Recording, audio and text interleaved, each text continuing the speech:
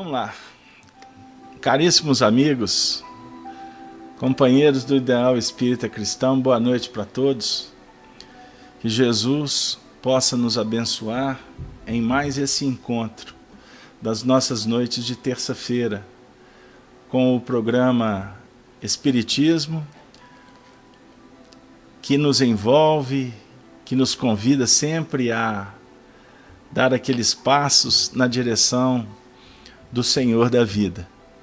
Então, que possamos hoje, em mais um encontro do amor e sabedoria de Emmanuel, nos abraçarmos fraternalmente e caminharmos então na direção da nossa elevação espiritual. Eu os convido para fazermos a oração inicial que marca esse instante de comunhão com o mais alto. Vamos lembrar de Jesus, quando há 2000 anos esteve entre nós e nos ensinou a oração que ficou conhecida como Pai Nosso, a oração dominical. Pai nosso que estais nos céus, santificado seja o vosso nome. Venha a nós o vosso reino. Seja feita a vossa vontade, aqui na terra como nos céus. O pão nosso de cada dia nos dê sempre, Senhor.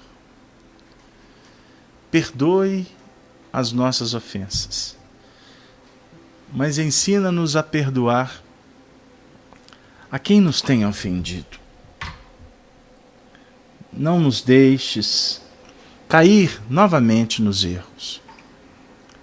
Livra-nos, Senhor, do mal, pois o vosso é o poder, o reino e a glória para sempre. Senhor Jesus, agradecemos a oportunidade de novamente reunirmos em teu sacrossanto nome. Que os benfeitores espirituais possam, nesse momento de oração, de comunhão com o bem, abençoar todos os lares aqui vinculados.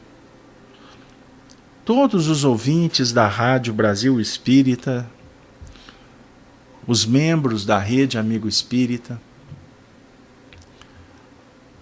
ao ouvinte que está no seu lar. Que todas as famílias representadas possam, Senhor, receber o benefício da medicação, do fortalecimento, do esclarecimento, recursos do teu sacrossanto amor. Senhor, nós imploramos, sê conosco, Senhor, hoje, agora e sempre. Que assim seja, graças a Deus. Eu, nesse momento, dou boa noite para todos, agradecendo a presença de todos os companheiros que estão no chat da sala Estudando Espiritismo, vocês que estão escutando o programa no computador, no tablet, nos androides, que nesse momento possamos realmente nos sentirmos envolvidos pelas vibrações do alto. Sempre para nós é motivo de muita alegria estar de volta para mais um programa Amor e Sabedoria de Emmanuel. E hoje, dando continuidade a reflexões que temos realizado em torno do livro Há 2000 anos, nós vamos relembrar de um momento singular na vida dos personagens da obra psicografada por Francisco Cândido Xavier. E hoje nós vamos especificamente trazer a família Severus, os amigos dos Lentulus. No caso, especificamente, o capítulo vai tratar da desencarnação de Flamínio Severus. Lembrando que a família Lentulus se encontrava em Jerusalém, na Palestina, onde viveram por mais de 10 anos, se afastando da sociedade romana, e especificamente desse casal, desta família que eram almas afins. E o nosso senador Lentulus tem a notícia que o seu grande amigo Severus se encontrava numa situação de dificuldade nos últimos momentos da sua encarnação. E então nós vamos nos situar no ano de 46. É muito interessante porque nós passamos tantos episódios, refletimos em torno de momentos singulares dessa obra, e nesse período do ano de 46 havia, como define Emmanuel, uma certa serenidade relativa. Vale lembrar que passados 10 anos, praticamente 10 anos do rapto de Marcos Lentulus, a família vivia aquele processo difícil da relação que ficou extremamente abalada no momento da desencarnação de Jesus, conforme o último programa, que carinhosamente nós demos o título para ele de Lívia diante da cruz, né, da sua própria cruz. E aqui nós vamos então, dando continuidade, nos deparar com o retorno da família então para Roma, para as despedidas dos amigos. Nós vamos chamar a atenção especificamente porque o capítulo ele é longo, ele tem alguns detalhes que envolvem, por exemplo, os dois filhos de Severus, Agripa e Plínio Severus, e tem um diálogo muito interessante em que Flamínius vai conversar com mais delongas sobre o futuro dos filhos. Eles almejavam o casamento de Plínio com Flávia Lentulus para aproximar mais ainda a família, e nós temos um carinho muito especial com esse instante, porque se refere inclusive a personagens conhecidas no nosso meio. Flávia Lentulus foi na última existência Chico Xavier, né? E o Plínio Severus, na última existência, foi Arnaldo Rocha.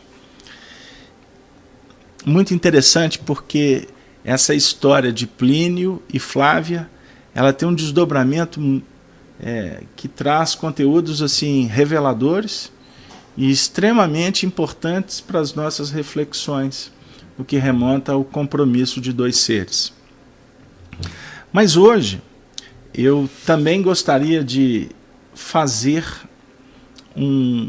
uma ponte com um dos primeiros estudos que nós fizemos da obra, nesse programa Amor e Sabedoria de Emmanuel, que efetivamente remonta ao primeiro capítulo do livro, quando nós nos deparamos com o diálogo entre Flamínio Severus e Públio Lentulus Cornélius.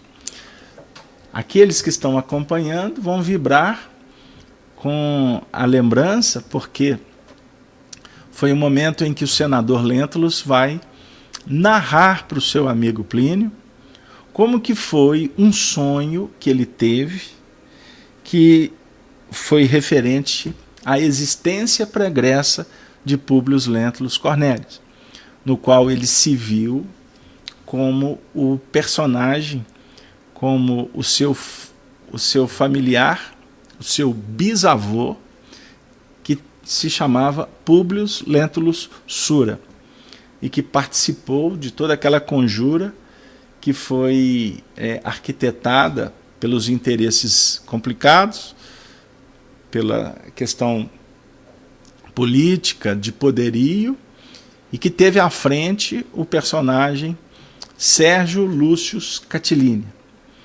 Públio Lentulus Sura, vale lembrar, foi um dos seus mais próximos que arquitetaram então essa trama. E agora nós vamos estar diante da desencarnação de Flamínio Severus, diante de um relato, de um sonho que Flamínio Severus teve.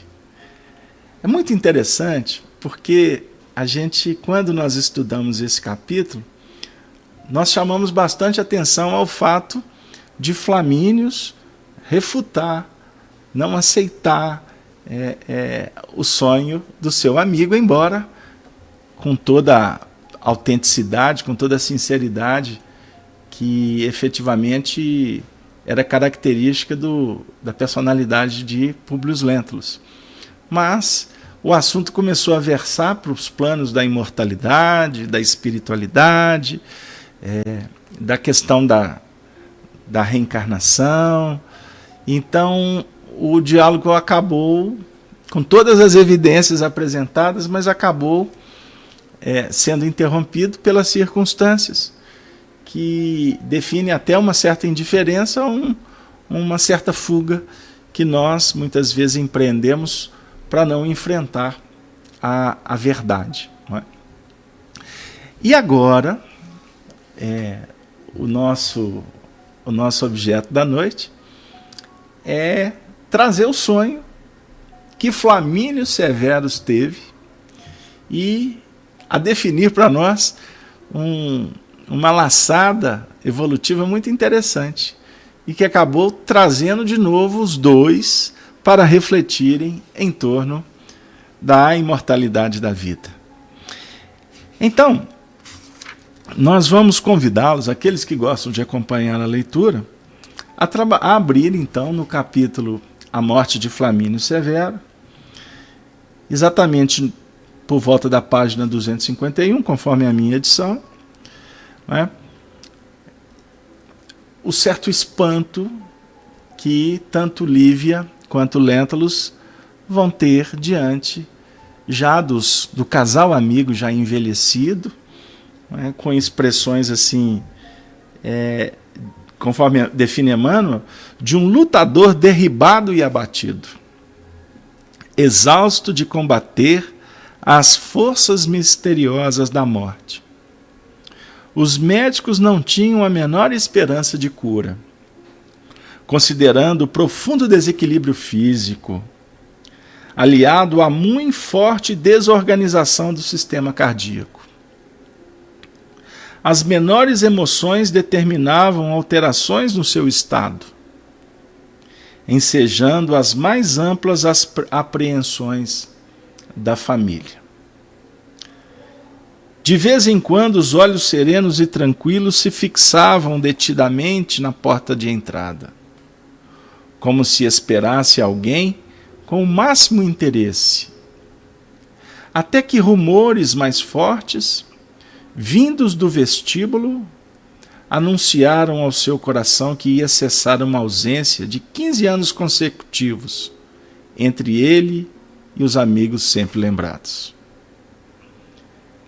Calpurnia, a sua esposa, igualmente muito abatida, abraçou Lívia e Públio, derramada em lágrimas e apertando Flávia nos braços como se recebesse uma filha. Ali mesmo no vestíbulo trocaram impressões e falaram das suas saudades intensas e das preocupações numerosas, até que Públio deliberou deixar as duas amigas em franca expansão afetiva e se encaminhou com Agripa a um dos compartimentos próximos do tablino, onde abraçou o grande amigo com lágrimas de alegria. Flamínio Severus estava magríssimo e suas palavras por vezes eram cortadas pela dispneia impressionante, dando a perceber que muito pouco tempo lhe restava de vida. Sabendo da satisfação do pai, na companhia íntima do leal amigo, Agripa retirou-se do vasto aposento, onde as sombras do crepúsculo começavam a penetrar caprichosamente, como se o fizessem no silêncio sagrado das naves religiosas. Públio Lentulus se surpreendeu, encontrando o velho companheiro em tal estado. Não supunha revê-lo tão depauperado. Agora, certificava-se de que era a ele, sim, que competia auxiliá-lo, com seus conselhos, levantando-lhe as forças orgânicas e espirituais, e com as suas exortações amigas e carinhosas. Uma vez a sós, contemplou o amigo e mentor, como se estivesse a mirar uma criança enferma. Flamínio, por sua vez, olhou-o face a face, e olhos rasos d'água, tomou-lhe as mãos nas suas, dando-lhe a entender que recebia ali naquele momento um filho muito amado. Num gesto brando e delicado, procurou sentar-se mais comodamente e, amparando-se nos ombros de Lentulus, murmurou comovidamente ao seu ouvido: Públio, aqui já te não recebe o companheiro enérgico e resoluto de outros tempos. Sinto que apenas te esperava para poder entregar a alma aos deuses, tranquilamente. Suponho já cumprida a missão que me competia na terra, com a minha consciência retilínea e os meus honestos pensamentos. Há mais de um ano presinto o instante irremediável e fatal, que agora, satisfeito meu ardente desejo, deve estar avizinhando-se com a velocidade do relâmpago. Não desejava, pois, partir, sem te apertar em meus braços,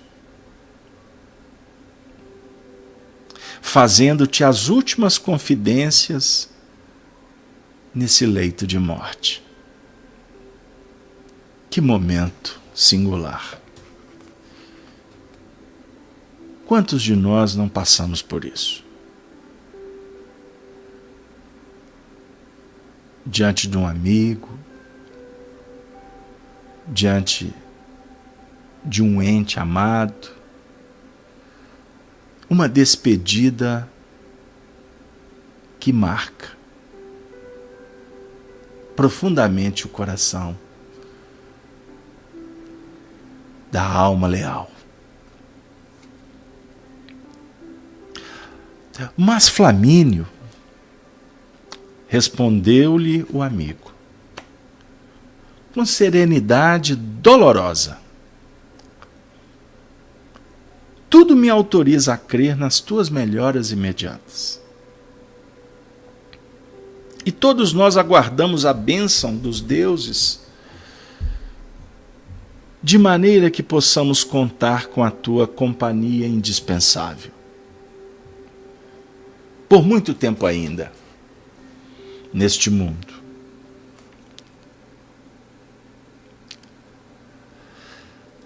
Não, meu bom amigo, não. Não te iludas com estas suposições e pensamentos. Nossa alma jamais se engana quando se avizinha das sombras do sepulcro. Não me demorarei em penetrar o mistério da grande noite. Mas acredito firmemente que os deuses me saudarão com as luzes de suas auroras. Um sábio. E deixando o olhar profundo e sereno,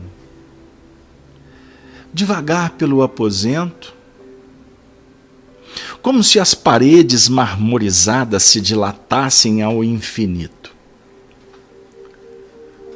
Flamínio Severus concentrou-se um minuto em meditações íntimas. Continuando a falar, como se desejasse imprimir à conversação um novo rumo. Lembras-te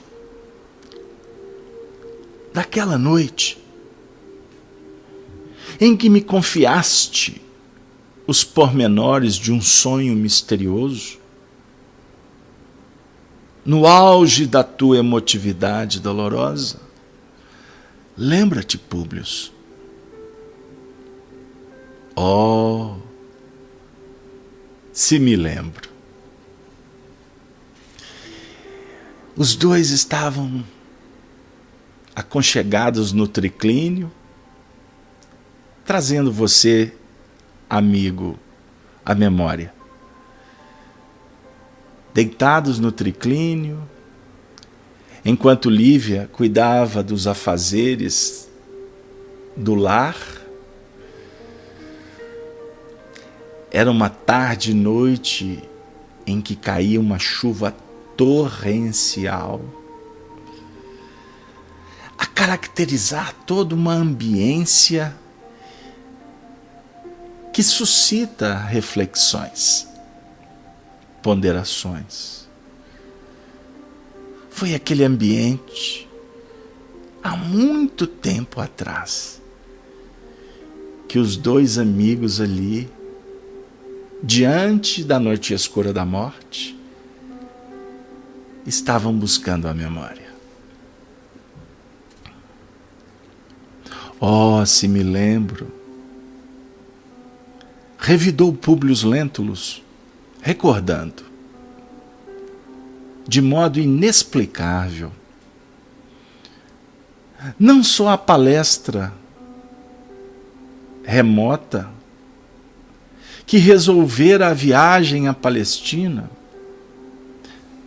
porque foi naquela palestra que Flamínio sugeriu que eles fossem para outras terras para cuidar da doença de Flávia. Vocês estão se lembrando? Os dois estavam se recordando. Mas também outro sonho, no qual testemunhara os mesmos fenômenos intraduzíveis na noite do seu encontro com Jesus de Nazaré. Ao lembrar-se daquela personalidade maravilhosa, estremeceu-lhe o coração. Mas tudo fez por evitar ao amigo uma impressão mais forte e dolorosa, acrescentando com aparente serenidade: mas aqui vem tua pergunta se hoje estou mais que convicto, de acordo contigo mesmo, que tudo aquilo não passava de simples impressões de uma fantasia sem importância? Amigo leitor, amigo ouvinte, benfeitor de todos os momentos, você que faz parte desta rede amigo, Observemos o detalhe da narrativa. O amigo sensibilizado diante da possibilidade da desencarnação, comovido com a presença do seu amigo, que ele tem certo como uma despedida, ele faz o convite para rememorar, porque ele estava tocado por aquele sonho que não lhe saía da memória. O protagonista do sonho, aquele que fez o depoimento lá atrás, se empolga com a descrição, com a lembrança, mas ao mesmo tempo ele se recorda na intimidade não expressada de outro sonho que ele teve. E que na realidade não foi um sonho. Foi um encontro majestoso de Jesus com ele. Só que a personalidade discursiva, automaticamente, quando o espírito ou a mente manifesta ou traz à baila pontos necessários a serem discutidos, trabalhados, a personalidade discursiva evade-se, foge espetacularmente. São movimentos da nossa inferioridade egóica, vaidosa, que não se candidata a dar ouvido para as necessidades. Isso acontece conosco muito mais do que se imagina.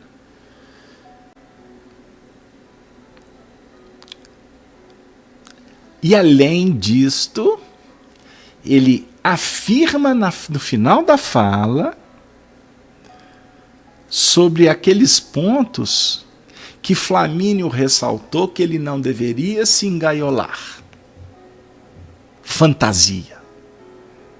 Então ele, para ficar bem com o próprio anfitrião, o enfermo que o recebia, se apoia na fala dele lá de trás, mensurando que o discurso poderia tomar aquele mesmo rumo.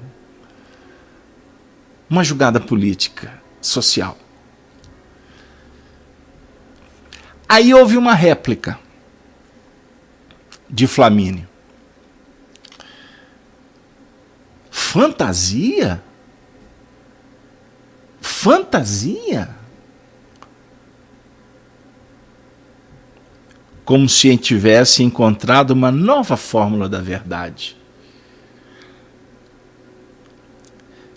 Já modifiquei, meu amigo, por completo as minhas ideias.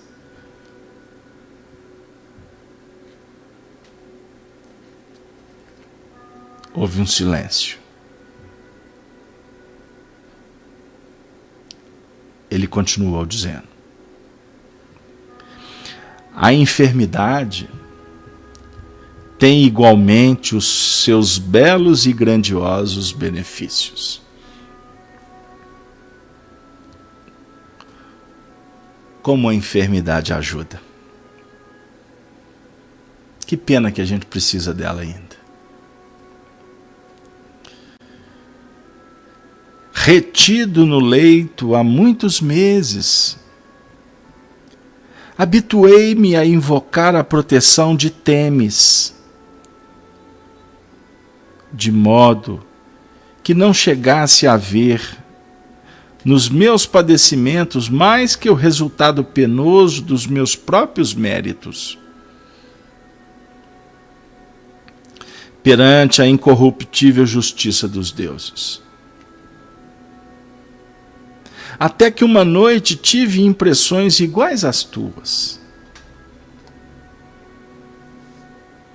Não me recordo de haver guardado qualquer preocupação com a tua narrativa. Mas o certo é que, há cerca de 2 meses, me senti levado em sonho à mesma época da Revolução de Catilínia. E observei a veracidade de todos os fatos que me relatastes há 16 anos. Chegando a ver o teu próprio ascendente, Públio Lentulus Sura, que era como que o teu retrato. Tal a sua profunda semelhança contigo. Mormente agora que te encontras nos teus 44 anos, em plena fixação de traços fisionômicos. Que beleza!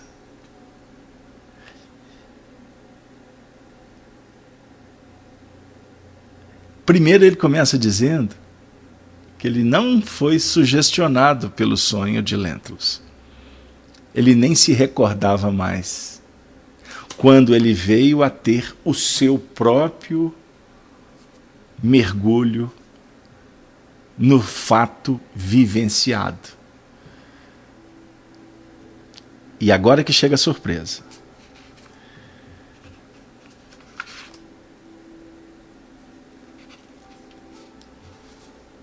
O interessante é que me encontrava ao teu lado, caminhando contigo na mesma estrada de clamorosas iniquidades.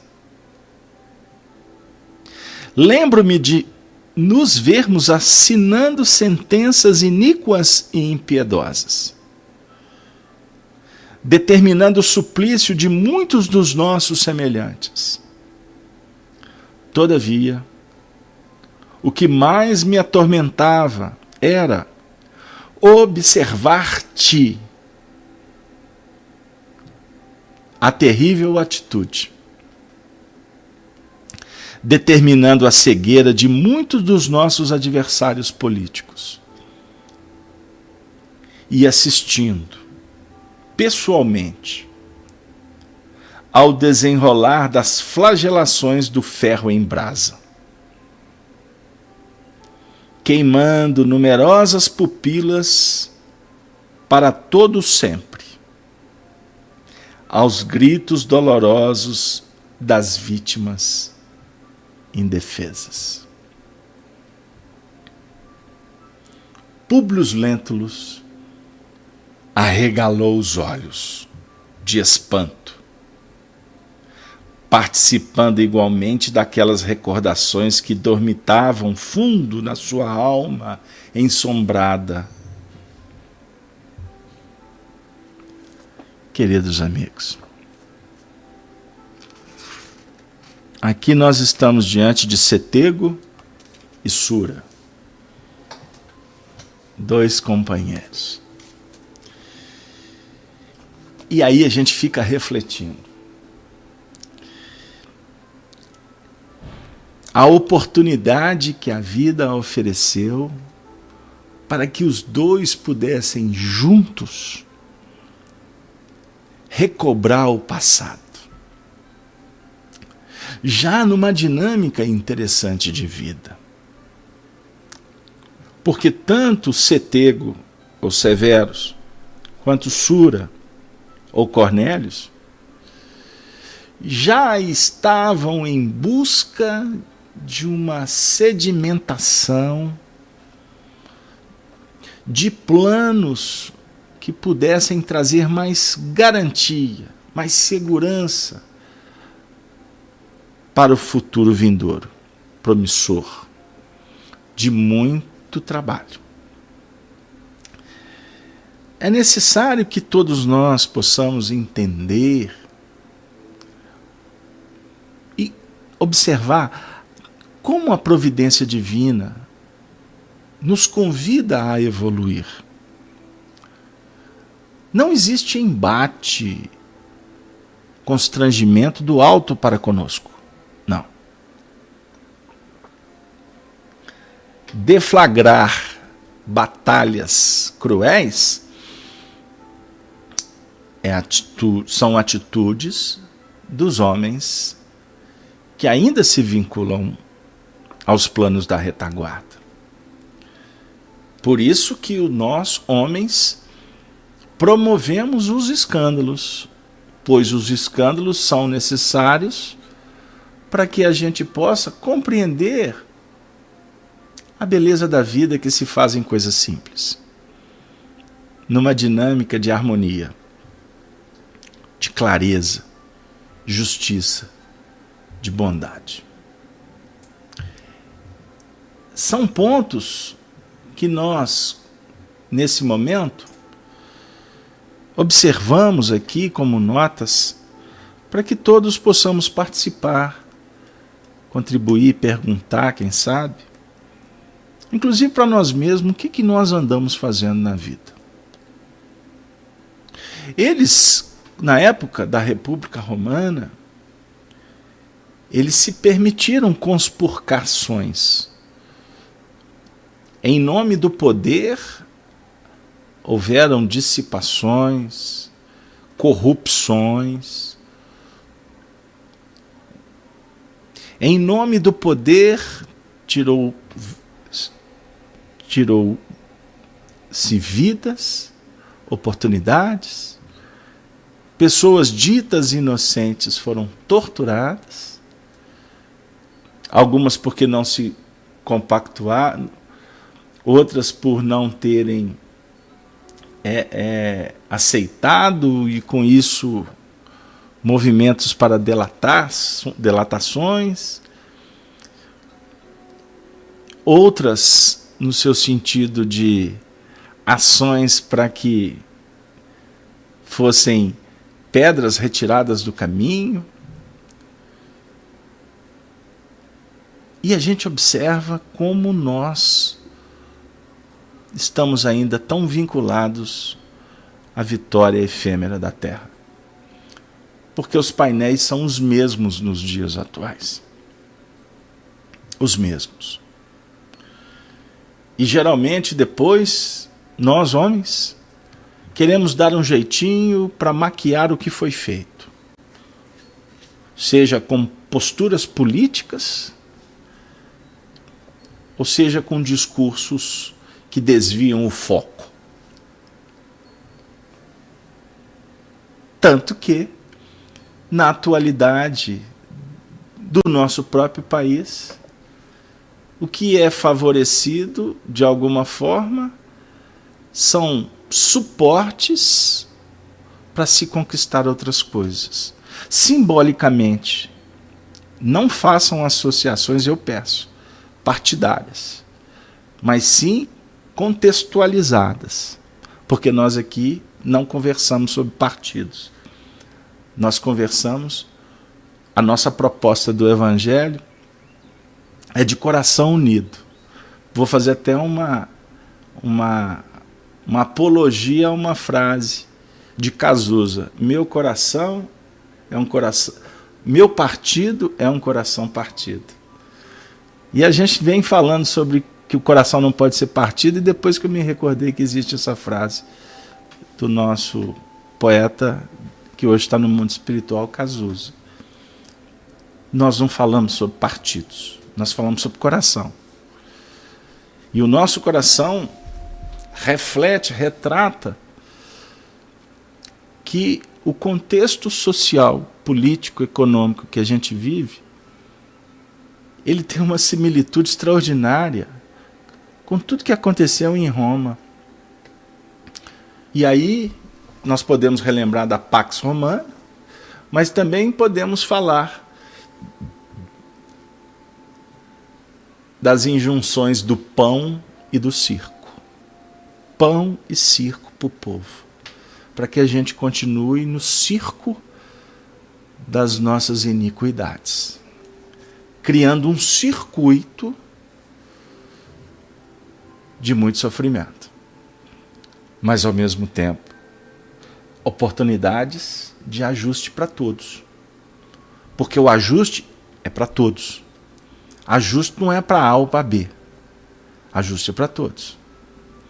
E o preço que nós pagamos pelas opções nossa, nessa teia que vem sendo construída há milênios, é um preço altíssimo.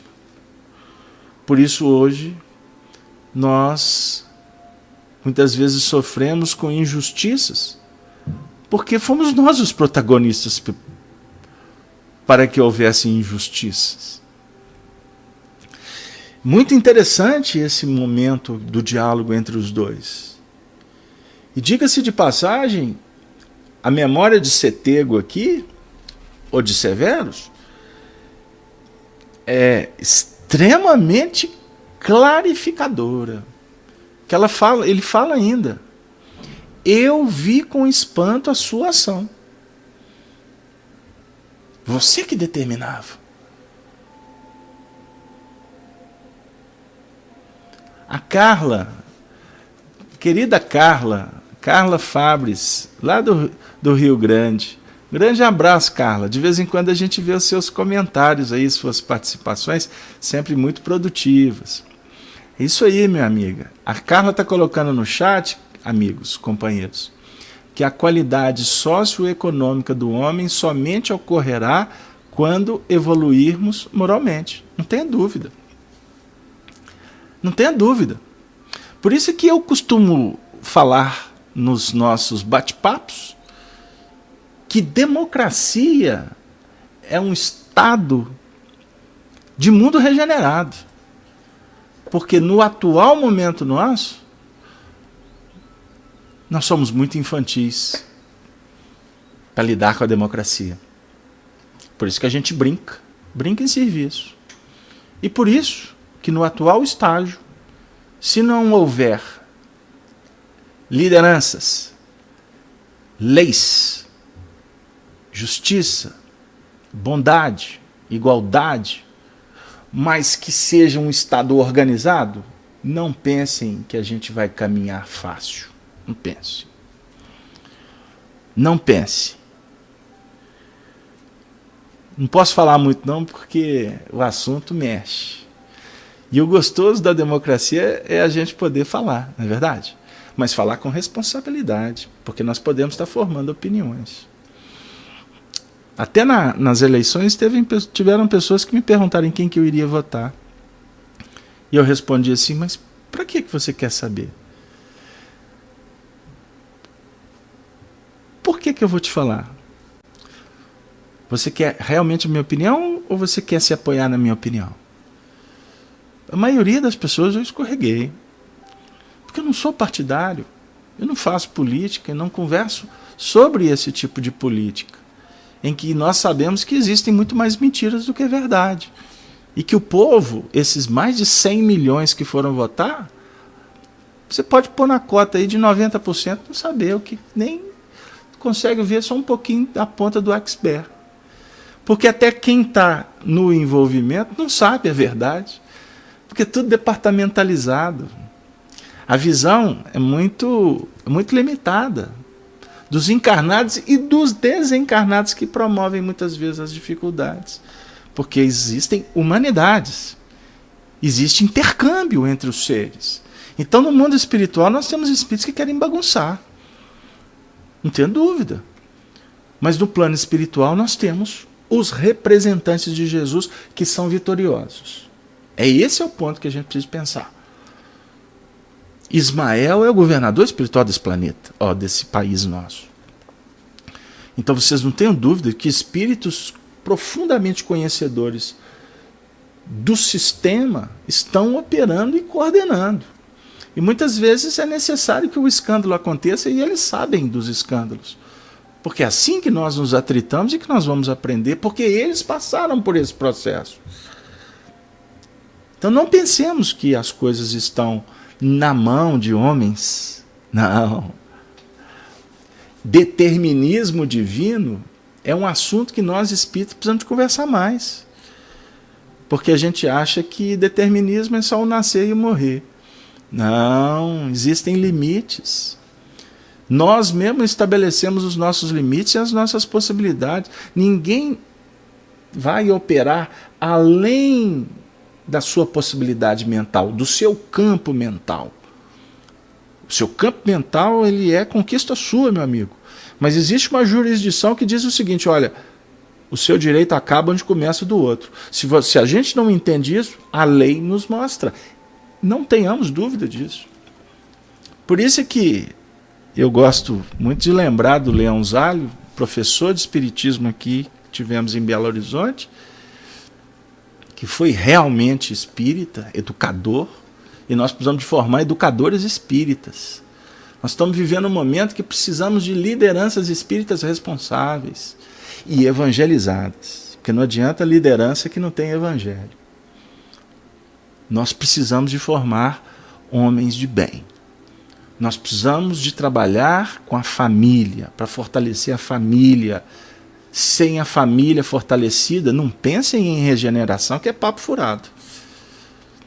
Nós precisamos de legalizar a fraternidade, nós precisamos de gerenciar a liberdade, nós precisamos de tomar conta da igualdade, e isso começa dentro de casa, com funções, com responsabilidades.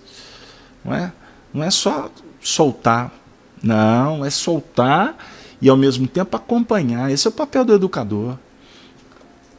E aonde estamos, nós educadores, assumindo o nosso papel? Precisamos de repensar numa série de questões antes de sair pelo mundo para julgar o mundo. Jesus define, eu não vim para condenar o mundo, eu vim para a salvação do mundo. E na realidade, a conversa, didaticamente, não é salvar mundo, é trabalhar com o discípulo, porque educador não trabalha com a massa. Não trabalha com a massa. A massa, qualquer investida mentirosa, você conduz milhões. Vocês não viram agora nas eleições? Notícias. Daqui a pouco está todo mundo em pânico e foi ver, não era nem verdade. Se brinca com a informação. Manipula-se informação. E a massa vai.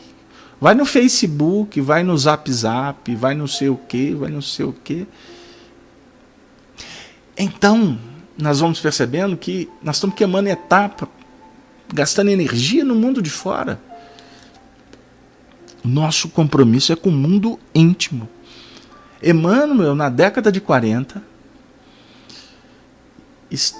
foi uma página publicada pelo jornal o Globo, que está numa bela biografia que é intitulada Reportagens Inesquecíveis, reportagem de Chico Xavier, uma coisa assim. Foi publicado há alguns anos, que reúne essas páginas que foram publicadas pelo jornal o Globo. E numa delas, nós até publicamos num trabalho que a gente fez há pouco tempo. Nós lemos essa página aqui num programa Amor e Sabedoria de Emmanuel, publicamos ela na Rede Amigo Espírita, que é intitulada Nacionalismo, quando o Emmanuel vem falar do sistema social lá da década de 40. E ele fala mais ou menos assim, não estou sendo literal, quando eu não sou eu falo, mas mais ou menos assim ele diz, que o único projeto que tem a força de transformar os meios econômicos, sociais, religiosos, educativos, e etc, etc, etc. Qualquer projeto, ou melhor, qualquer departamento da estrutura social, o único projeto capaz de transformá-lo é o Evangelho. Cristianizar. Cristianizar. Agora, para a gente voltar para o texto, como define o nosso querido Dr. Bezerra de Menezes, não é possível cristianizar sem crucificações pessoais. Cristificar é crucificar-se. Vamos refletir. E o tempo está caminhando com uma velocidade aí muito intensa. Eu agradeço a todos os ouvintes que nesse momento nos acompanham com tanta atenção. Vocês desculpem se as ilações, se as digressões vão ao longe, mas a gente aproveita todos os instantes para tentar desenvolver alguns pontos que possam nos ajudar no contexto atual, porque doutrina espírita é atualidade também. Então, Públio regalou os olhos de espanto, participando igualmente daquelas recordações. Meu bom amigo, tranquiliza o coração. Tranquiliza o coração. Semelhantes impressões parecem reflexos de alguma emoção mais forte que perdurasse no âmago da tua memória. Por minhas narrativas naquela noite, de há tantos anos.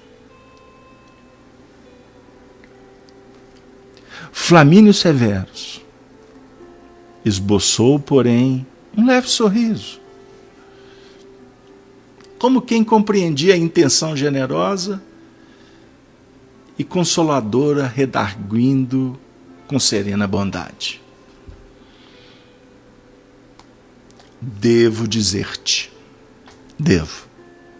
é minha obrigação, que esses quadros não me apavoraram. Não. E apenas te falo desse complexo de emoções. Por quê? Porque eu tenho a certeza de que vou partir desta vida. E ainda ficarás. Talvez por muito tempo, na crosta deste mundo. É possível que as recordações do teu espírito aflorem novamente. E então, quero que aceites a verdade religiosa dos gregos e dos egípcios. Acredito agora que temos vidas numerosas, através de corpos diversos. Sinto que o meu pobre organismo está prestes a desfazer-se.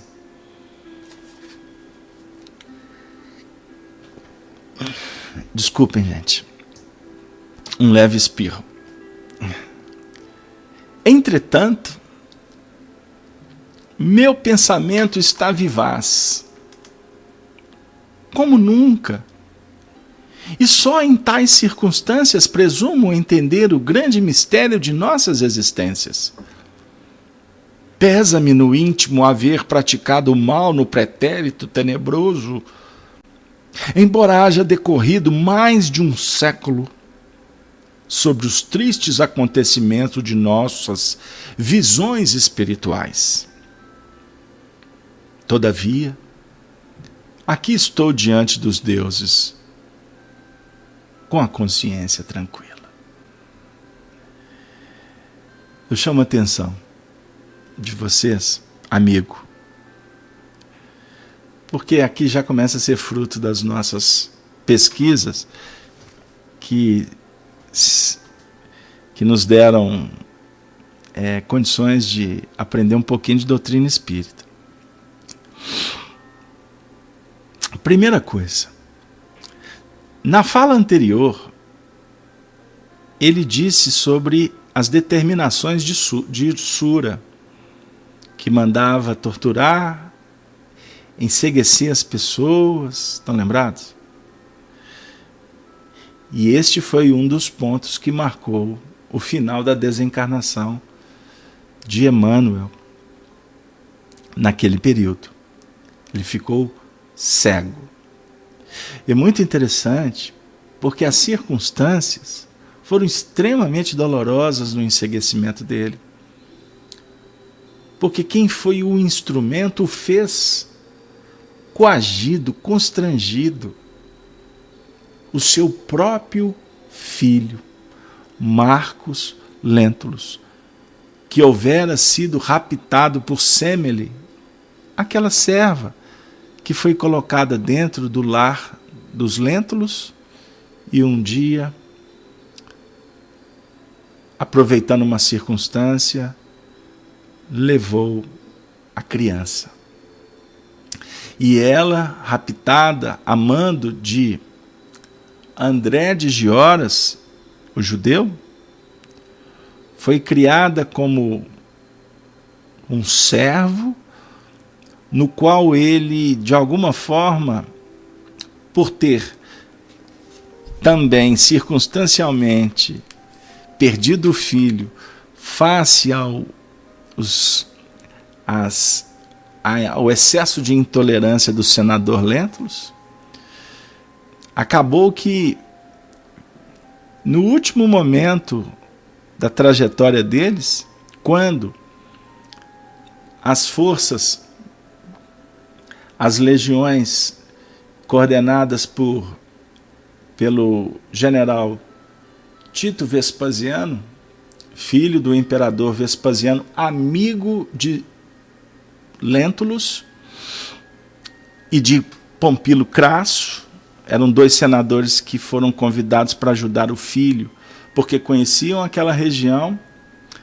Acabou que eles foram presos pelos judeus, que naquele processo da invasão a Jerusalém, da destruição de Jerusalém, e Pompílio Crasso foi levado à morte, e Lentulus, quando André de Gioras viu que tinha conseguido prender aquele que era o seu inimigo guardado nos escombros do templo, fez com que ele viesse a ser cegado com ferro em brasa, e ele, sem que tanto o pai quanto o filho soubesse, ele coloca então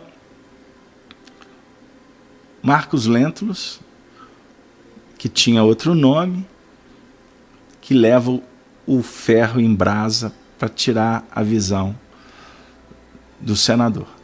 Me recordo agora, em memória, quando uma frase de André de Gioras, narrada por Emmanuel, quando ele manda que cegasse, ele fala assim: agora você, a partir de hoje, você vai tatear nas sombras que você criou para muitas pessoas.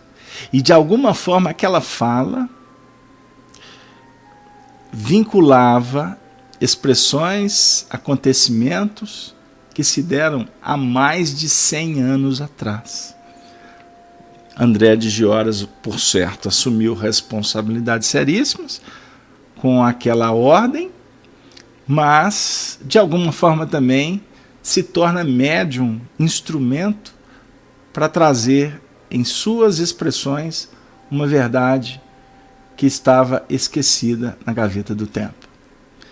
Muito interessante esse momento para a gente pensar. E outro fato que também me chama a atenção nos nossos estudos é que, primeiro, voltando ao diálogo, a percepção de Flamínios, que remonta à sua partida para o mundo espiritual. E como um dever de consciência, ele vem dizer que aquelas cenas que ele tinha identificado no passado não o apavoravam. Não o apavoravam. E que não estavam estas emoções sendo induzidas pela narrativa do amigo lá atrás. Não.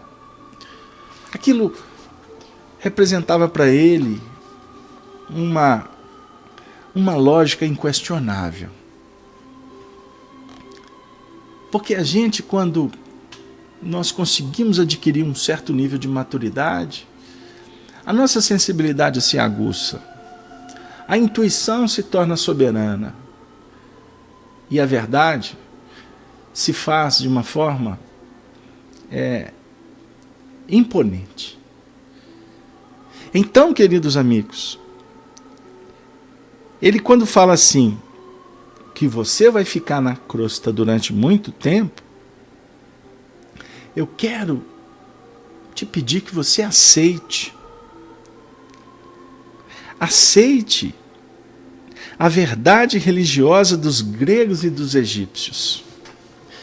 E aqui eu sou também inspirado a relembrar com vocês que não era novidade para Públio Lentulus, e muito menos para o Cetego, a religião dos gregos e dos egípcios.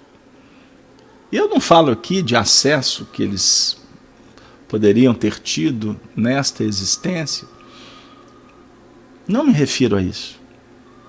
Mas, por exemplo, o nosso querido Emmanuel, ele houvera sido sacerdote no Egito. Aqui nós estamos trabalhando um período aqui, ele como Sura, ou como Lentulus, período aí de 100 anos, entre 70 antes de Jesus, aqui nós estamos no ano de 46, mas nós podemos lembrar que por volta de uns 400 anos dessa época, Emmanuel houvera sido um sacerdote em Delfos. Sim. E é muito interessante que por descrição do próprio Chico para o Arnaldo Rocha, na época, Chico foi uma sacerdotisa, em Delfos.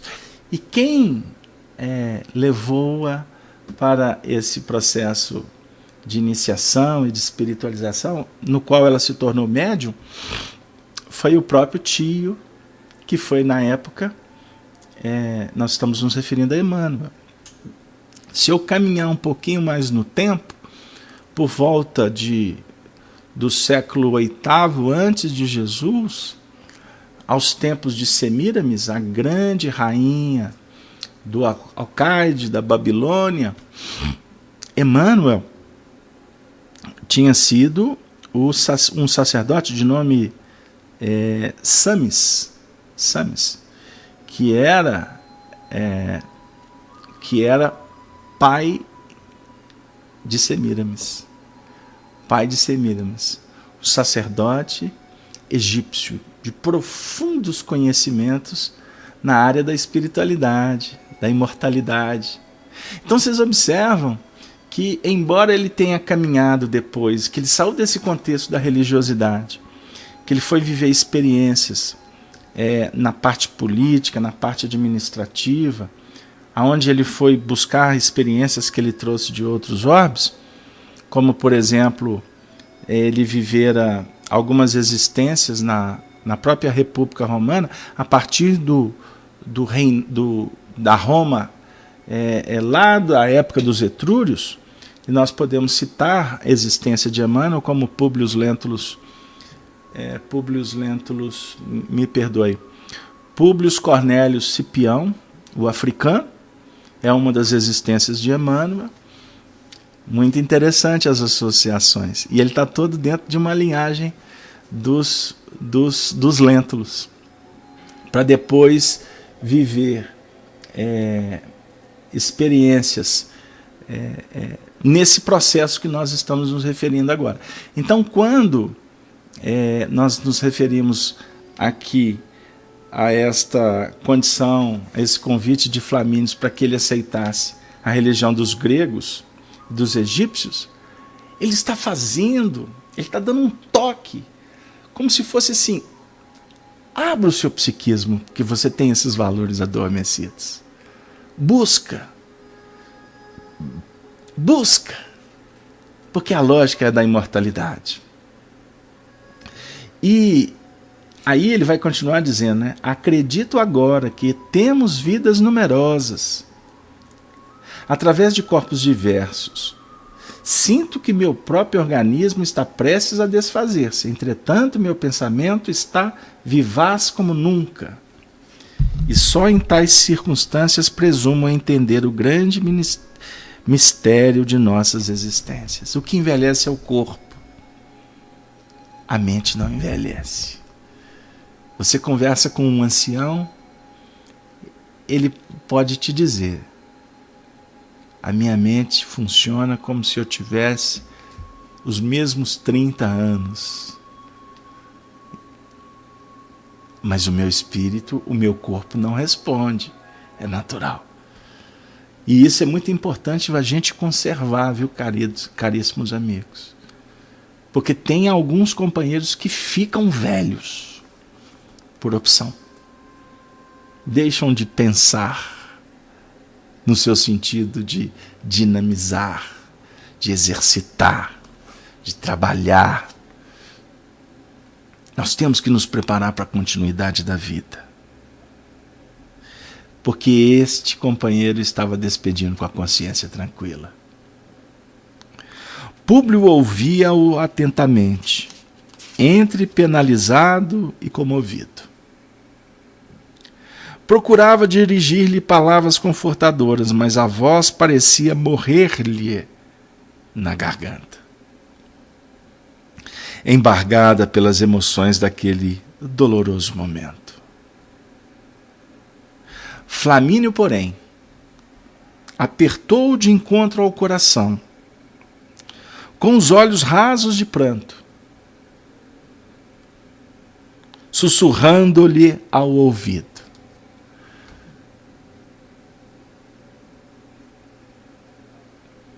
meu amigo,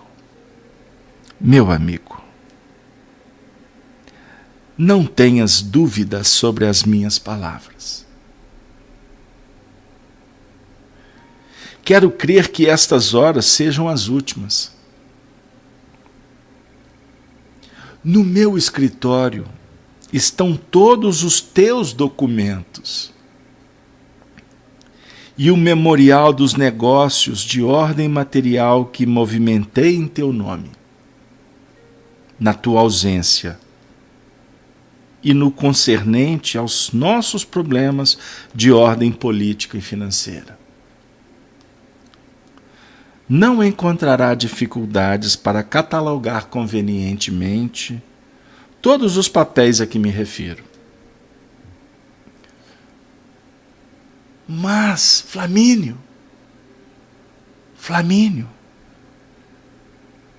replicou Públio, com energética serenidade. Acredito que teremos muito tempo para cuidar disso. O doente deu mostras de ânimo e alegria para cada um deles, encarecendo o abatimento de Lívia. Me perdoe. Nesse momento da fala de Emmanuel, Lívia e Flávia, a filha, Calpurnia e os rapazes, Agripa e Plínio, acercaram-se do nobre enfermo, trazendo-lhe sorriso amigo e palavras consoladoras. O doente deu mostras de ânimo e alegria para cada um deles, encarecendo o abatimento de Lívia e a beleza exuberante de Flávia. Flávia tinha uma beleza exuberante. O nosso querido Chico, com palavras meigas e quentes. Ficando a sós novamente, o generoso senador, que a moléstia desfigurara, entre os linhos claros do leito, exclamou com bondade: eis, meu amigo, as borboletas risonhas do amor e da mocidade, que o tempo faz desaparecer célere no seu torvelinho de impiedades. E baixando a voz, como se quisesse transmitir ao amigo uma delicada confidência d'alma, continuou a falar pausadamente: levo comigo para o túmulo numerosas preocupações pelos meus pobres filhos. dei-lhes tudo o que era possível em matéria educativa. E embora reconhecendo que ambos possuem sentimentos generosos e sinceros, noto que os seus corações são vítimas das penosas transições dos tempos que passam, nos quais temos o desgosto de observar os mais aviltantes rebaixamentos da dignidade do lar e da família.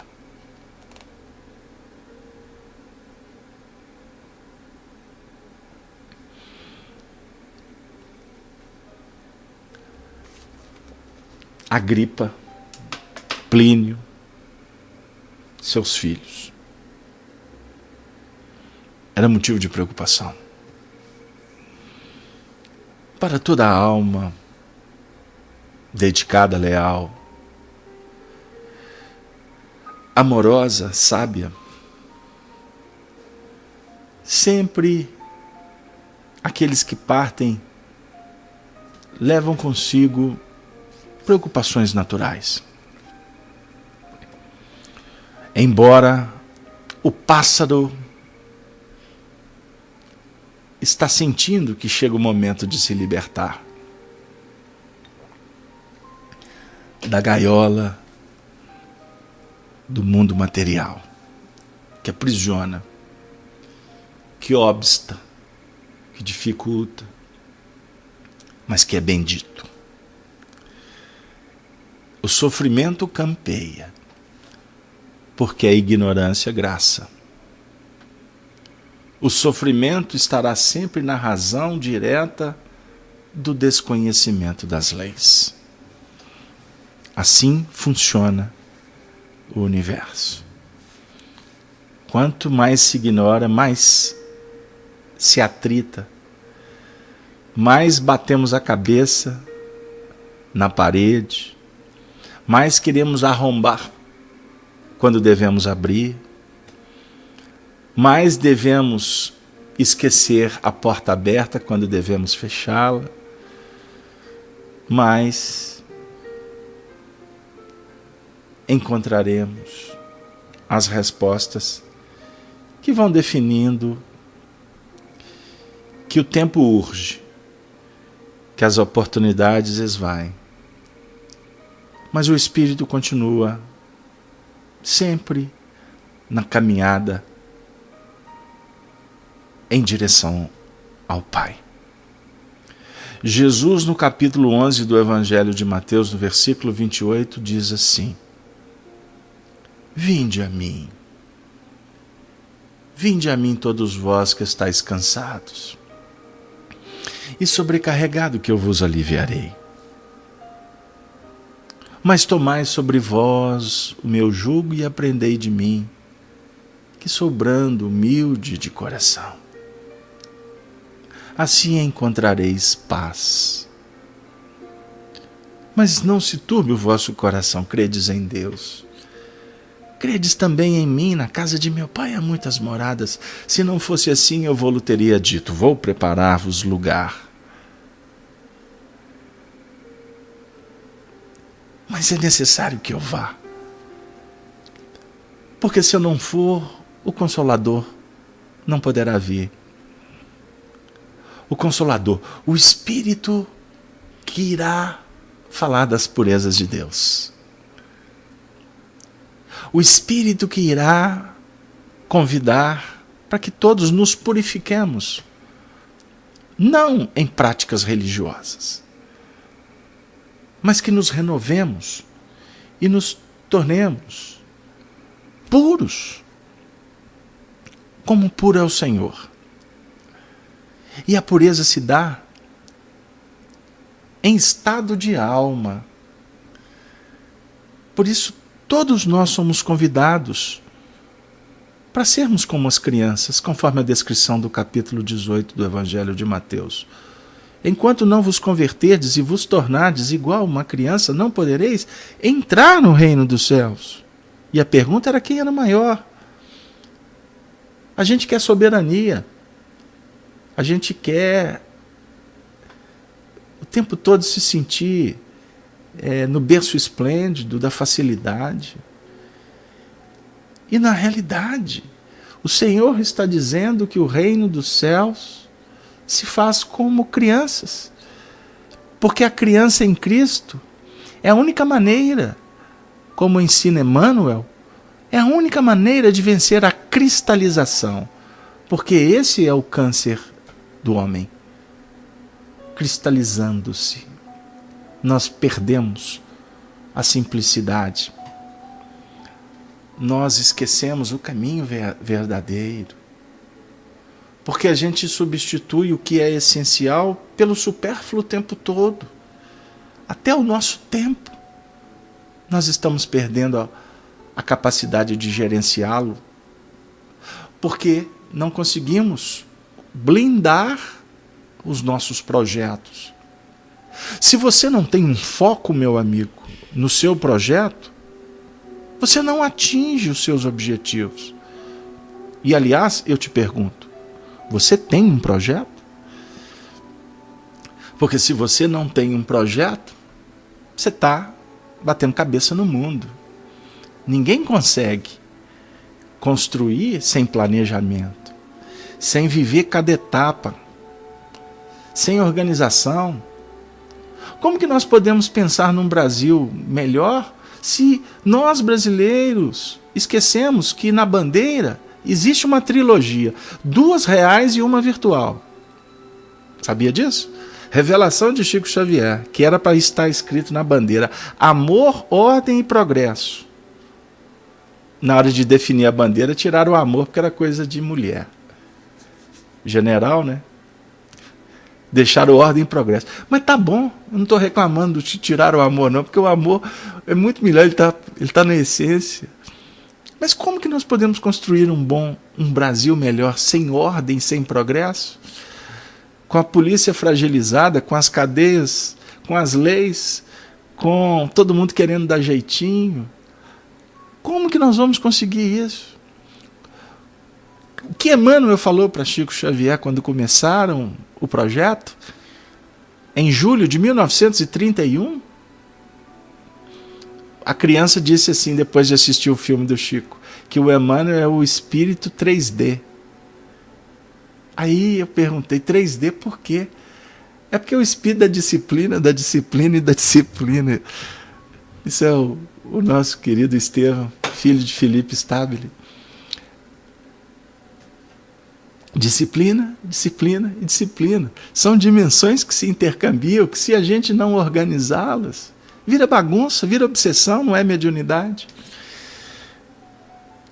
Mas ele também disse, estarei convosco até o fim. Aí a gente caminha com Paulo, combati o bom combate, o que ficou foi a fé. Preguei o Cristo em cadeias, e a gente está querendo pregar o Cristo no cruzeiro marítimo, na regalia. Eu preguei o Cristo em cadeias. Você está querendo ficar livre da sua família? Você está querendo escorregar do seu desafio? O Paulo pregou o Cristo em cadeia. Os soldados abriram a cadeia, ele disse, não precisa de abrir não. Não, até pode abrir, que é bom que mais gente chega, porque eu não vou sair. Aqui é meu lugar. Aqui ninguém me tira. Eu preguei o Cristo em cadeia. Mas aí nós vamos caminhar com os apóstolos e didaticamente eu estou querendo chegar com vocês no livro Apocalipse. Porque João, o anjo, escreve assim: vinde, Senhor. Vinde, Senhor. Antes, lá atrás, ele disse, vinde a mim, vós. O evangelista, agora espiritualizado, diz, vinde a mim, Senhor. Porque eu tenho que ir a ti. E Apocalipse é revelação. Aguardem. Apocalipse 2015. Aguardem. Apocalipse 2015. Vinde a mim, Senhor. O momento é de suplicar para que o Senhor esteja conosco. E como afirma os nossos religiosos, e Ele está conosco. Isso é uma certeza, porque foi prometido: estarei convosco até o fim. E Ele estará sempre com aquele que persevera até o fim. Porque a senha do Evangelho da vitória é perseverar até o fim. Querido amigo espírita, caríssima dona de casa, irmã, companheira, trabalhadora de todos os instantes,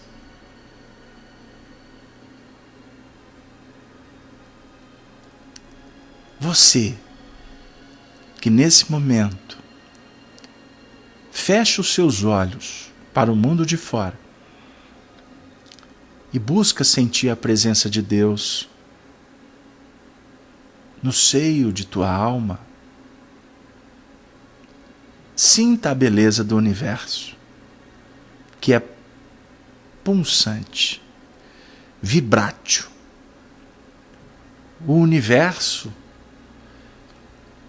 se movimenta num sincronismo perfeito, num balé extraordinário, em que a força do amor gravita, se expande,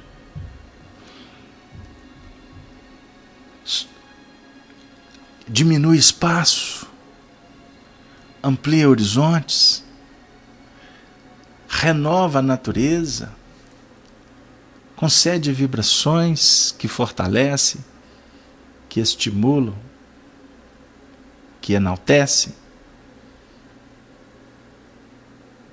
A vida demonstra para todos nós que a beleza de todas as coisas está no poder amar. Ensina os espíritos. Ame e seguirás adiante, no rumo certo da felicidade. E a felicidade que proporcionares ao semelhante, serás invariavelmente a felicidade que Deus há de reservar para você e para muitos dos teus. Por isso, amigo cristão, você de outra religião, saiba, pense, sinta com todos nós que estamos no mesmo barco. Somos amigos, somos irmãos. Por isso, o Senhor nos convida para nos unificar. Divergir de ideias é, sobretudo, sinônimo de entendimento de possibilidades. Mas jamais devemos divergir de pessoas, porque todas somos alunos. Todos merecemos oportunidades. Portanto, o Senhor nos concede a misericórdia do perdão. E o perdão é a lei da natureza. Observemos como os animais não guardam rancor. Eles caminham juntos diante das suas dificuldades. Por que mágoa? Por que medo? Por que constrangimento? Não. Você nasceu para brilhar. Você é um espírito. Brilhe a vossa luz. E andai enquanto tendes luz, para que no momento de sofrimento, no momento de dificuldade, as trevas não vos apanhem. Brilhe, brilhe, pois vós sois o sal da terra. Vós sois a luz do mundo. E Jesus diz também, conforme a descrição de João no capítulo 8, no versículo 12, eu sou a luz do mundo. Aqueles que me seguem não andarão em trevas, mas terão a luz da vida. pois Deus é luz. Que a luz da sabedoria e do amor invada o teu coração e proteja a Sagrada Família, que é de responsabilidade de todos nós. O Brasil, para ser o coração do mundo e a pátria do Evangelho, ele há de ser uma grande família espiritual. Um só rebanho. Pois um é o grande, o único, o inigualável, o incomparável, Mestre e Senhor de todos nós, Jesus, o Cristo de Deus. Tenham todos uma boa noite. Você da Rádio Brasil Espírita, você da Rede Amigo Espírita, você que está em casa, que possamos todos, nestas vibrações, agradecendo a presença espiritual dos nossos amigos que visitaram cada lar aqui conectado, agradecer os nossos parentes que nos visitaram a partir desse encontro, porque a sua sala estava cheia. E não precisa de ficar preocupado, porque eles vêm e eles voltam. Mas a nossa sala do coração, nosso templo íntimo, ele é abençoado por aqueles que estão no mundo maior e que se rejubilam quando aqui na Terra nós nos reunimos para falar do grande futuro, que é a imortalidade da vida em todos os níveis de consciência. Por isso, nós nos despedimos, augurando bons ventos, bons dias, um grande futuro para todos nós. E que a nossa prece final seja um agradecimento, um louvor àquele que é o motivo da nossa caminhada na Terra. Ave, ave, ave Cristo, para sempre. Nós, os amigos para sempre, vos saudamos. Muito obrigado, Senhor. Abençoe o nosso programa Amor e Sabedoria de Emmanuel, para que a gente possa continuar divulgando a mensagem da doutrina espírita.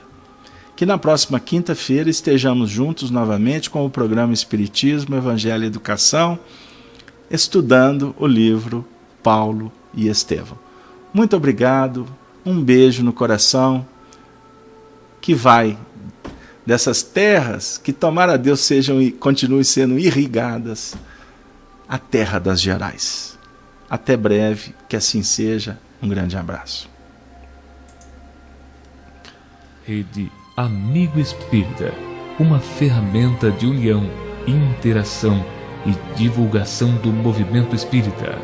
Acesse www.redeamigoespírita.com.br e confira nosso acervo disponível.